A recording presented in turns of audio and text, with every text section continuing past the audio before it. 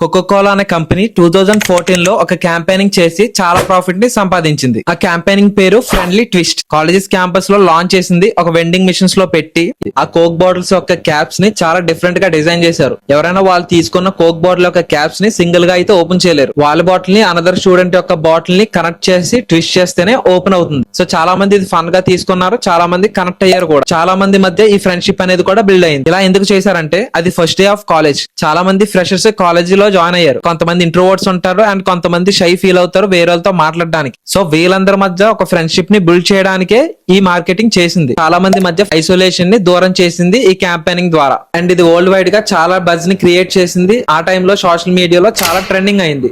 ఈ కోక్ అనేది ప్రొడక్ట్ ని సెల్ చేయడమే కాదు, కస్టమర్ నుంచి ఫ్రెండ్షిప్ అండ్ ఎమోషన్ కూడా బిల్డ్ చేసుకుంది. అప్పటి నుంచి స్టూడెంట్స్ కోక్ ని ఒక ఫ్రెండ్షిప్ సింబల్ లాగా చూడడం స్టార్ట్ చేశారు. కోకో కోలా ఒక సాఫ్ట్ డ్రింక్ బ్రాండ్ గా కాకుండా ఒక ఎమోషనల్ బాండింగ్ గా కూడా చూశారు.